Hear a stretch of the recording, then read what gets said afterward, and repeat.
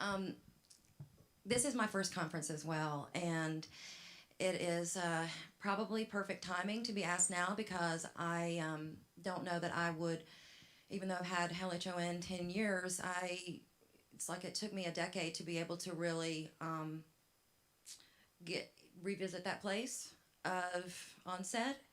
I have obviously over the years, but don't do that very often.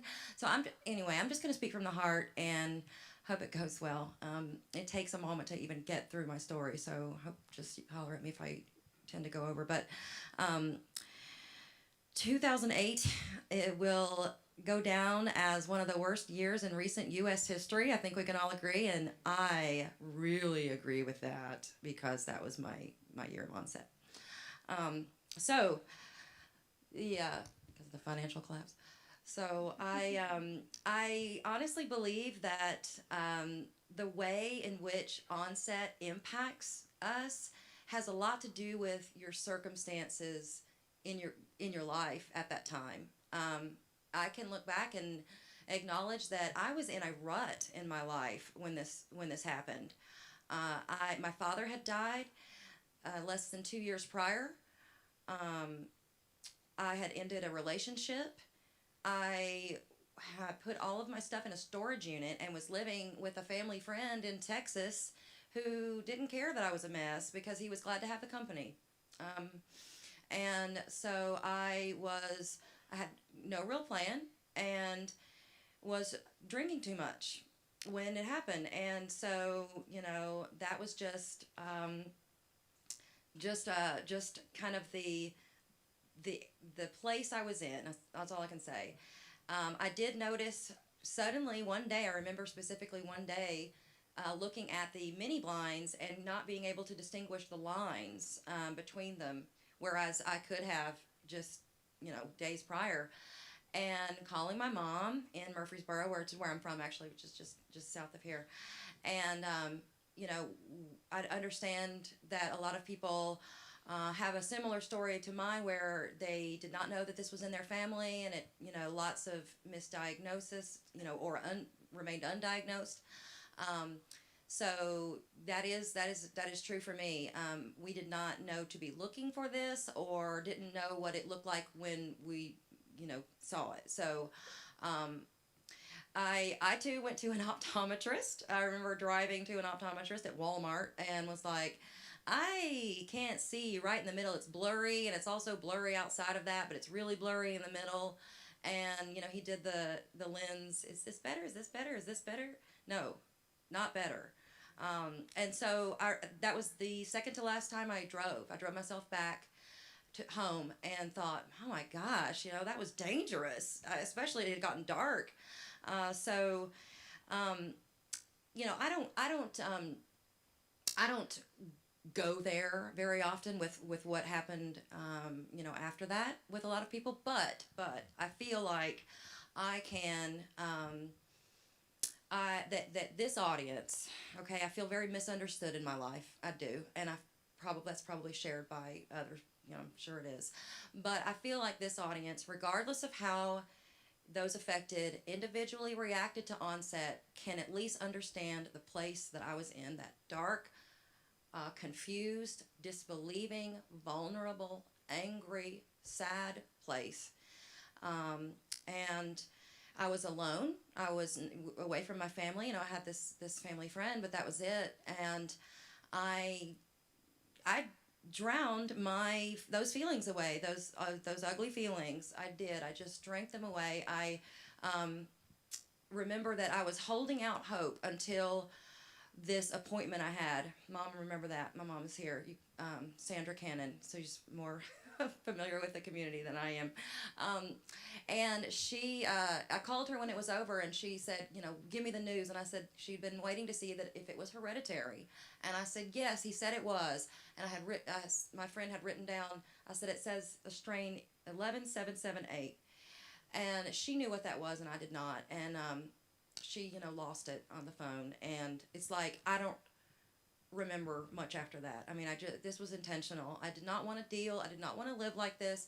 I was not, like I said, in just this place in my life already where I wanted to immediately learn to adapt and move on. So I, take that place, add new blindness and isolation, and shake it all up for 15 months, and you get a medical crisis in need of divine intervention. And that is what happened in my life. So I got very angry with my mom, unreasonably so, because this was mitochondrial, and stopped communicating with her over the phone, and just was in a really dark place. So to skip forward, I actually was in the hospital for 33 days. Um, I had a torn esophagus where I had been throwing up and not really knowing that it was blood because I couldn't see red. And I had a cardiac emergency. I coded 3 times. Um, but, and my mom flew down. They called her, they got my phone and went through it and found mom a contact and called her and said, you need to get down here to Texas. And so she stayed there by my side. And I made it. I made it out of that. But here's the thing. When I got out of that, I was physically detoxed and sober, but I hadn't dealt at all with anything emotionally. I just had no tools. I had in this time tried to learn some skills, with the Department of Assistive and Rehabilitative Services of Texas, and they asked me not to come back to their program because I could not hold up my end of the bargain, which was to be sober through this stuff.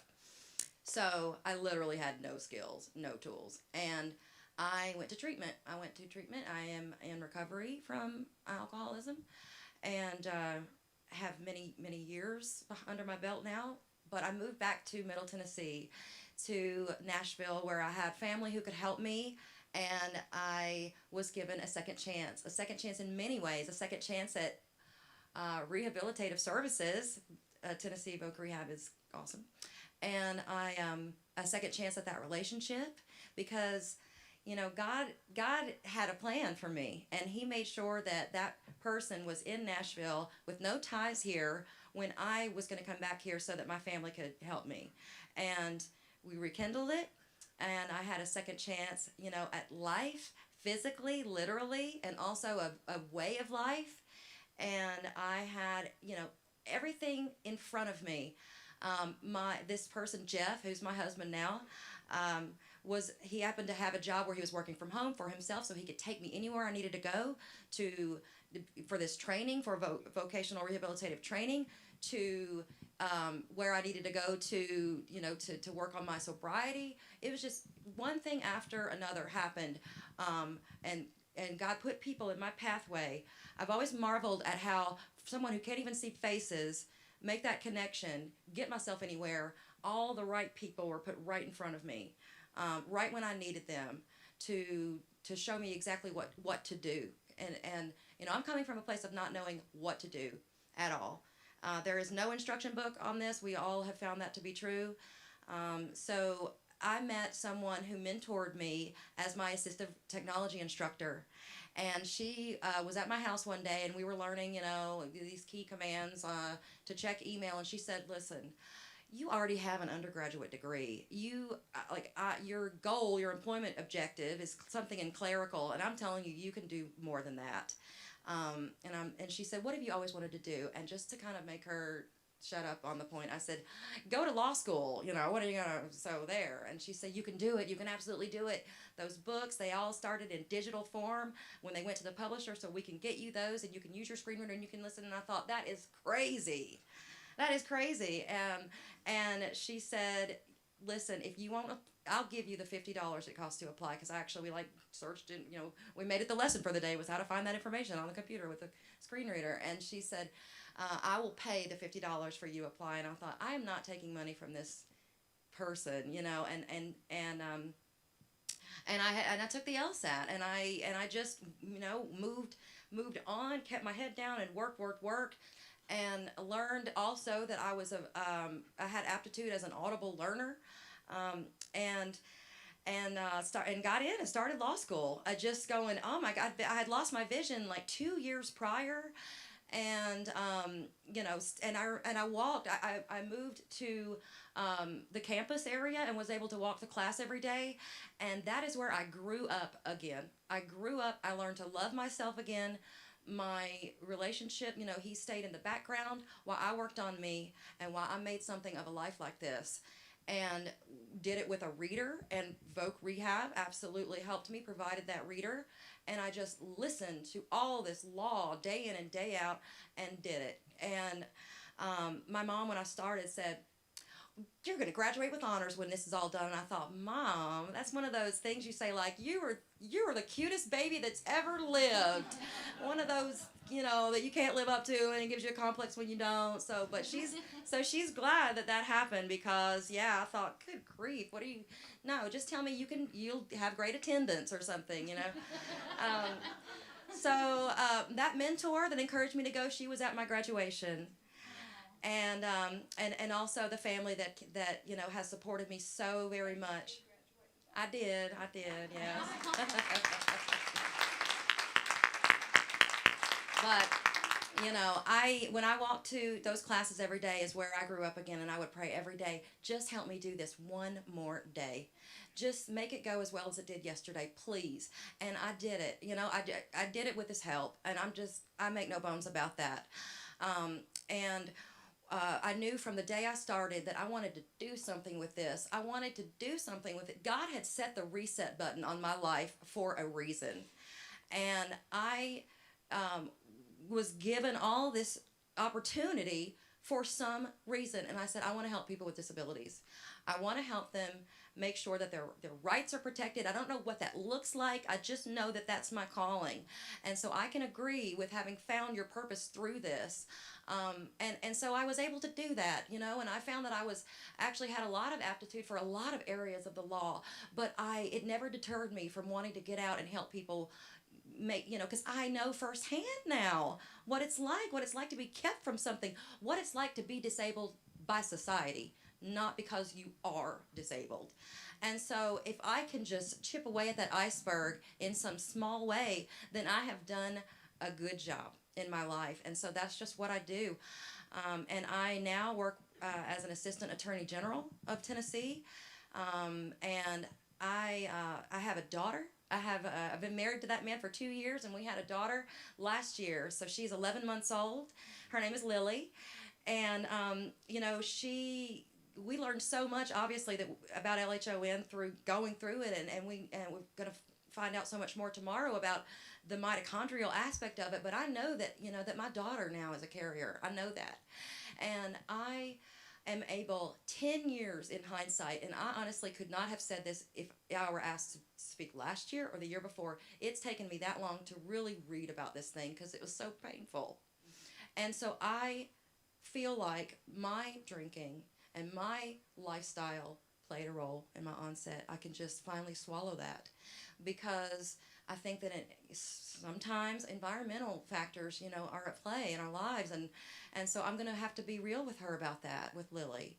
And for me, I want to stay sober, to stay in recovery, so that I can be healthy if there's a treatment one day. But honestly, if that day never comes, it is well with my soul. And so I no longer put my eggs in that basket, but I do think that, that Lily should know everything that we know about it. I have a brother who is unaffected, and, I was always special, I guess you could say. And so anyway, as I said, I just wanted to make the point that this has really changed my life so much for the better, and has given me a purpose where I did not have one.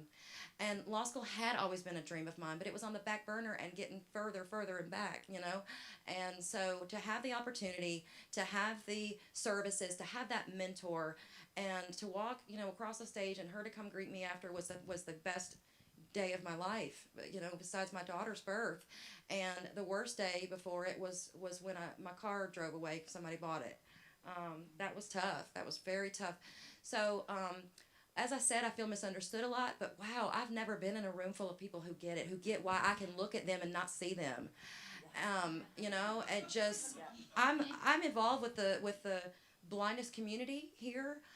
Lots of organizations I'm involved in many ways, but I still feel like, you know, and we are joined in disability in that way, and even in blindness, but they not really, you know, get it. And so I wanted to be real with you guys, and I think I've done that, bared my soul, and I hope that for anyone newly affected, oh my gosh, I've been there. It's God, especially if you're having a hard time. You know, it's not always just pick up the pieces right away, but God, this this diagnosis, you can make it what you want, and you might not know right now what that is, but that is okay.